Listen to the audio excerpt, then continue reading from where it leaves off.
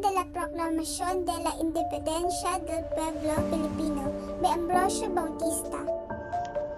Ambrosio Rianzalas Bautista, also known as Don Bosio. He born on December 17, 1830 in Binyan, Laguna. Father is Gregorio Enriquez Bautista and mother Silvestra Altamira. Studied law at University of Santo Tomas and got degree in 1865. He member of Liga Filipina, Pueblo de Compromisarios and La Propaganda. Although Bautista was not as eminent as many other great Filipino, he was often likened to Mahatma Gandhi, author of the Declaration of Independence of January 26, 1930, and Ho Chi Minh, father of the Declaration of Vietnamese Independence. Little is known about Ambrosio's early education and activities. He must have completed his early education at home. May to June 1898, created the book of Acta de la Proclamacion de la Independencia del Pueblo Filipino. The book was presented on June 12, 1892 in the town of Cavite, province of Cavite. August 1, 1898, this is the first ratification of the book of Acta de la Proclamacion de la Independencia del Pueblo Filipino in Bacoor, Cavite. September 29, 1898, this is the officially ratified book by the Malolos Congress. The location of the book is already in the National Library of the Philippines. Vision by Dictator Emilio Aguinaldo. The purpose of the book is to proclaim the sovereignty and the independence of the Philippines from the colonial rules of the Spanish. Relevance of documents.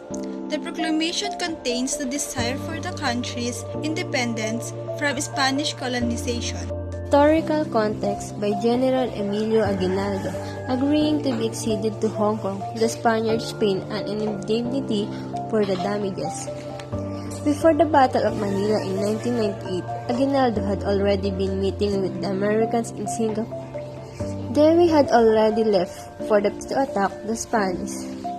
In April, Wildman he paid a total of 117,000 to purchase rifles and ammunition. So on May 19, 1898, finally returned to Philippines on board the U.S. By the end of May, Aguinaldo was in command of an army of 12,000 troops.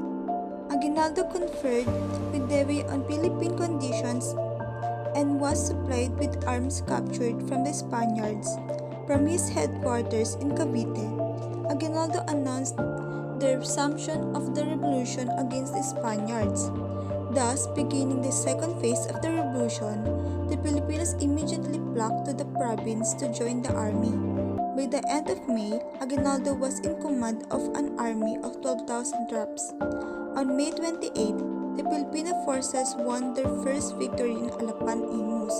The newly made Filipino flag was hosted in Alapan, then later at the Teatro Caviteño in Cavite Nuevo, now Cavite City, in front of the Filipinos and captured Spanish soldiers.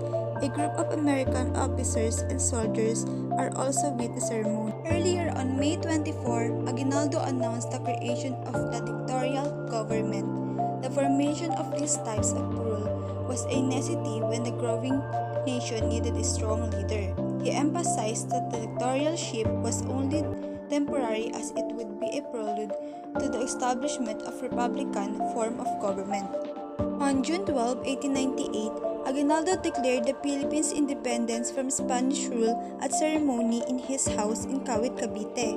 Ambrosio Rianzalas Bautista read the declaration that was later signed by 177 persons, including an American military officer. The Philippine national anthem, that known as Marcha Nacional.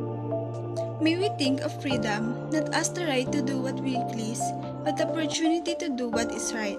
Because the freedom that we have now, thousands laid down their lives so that our country breathed this day. Could you be the one?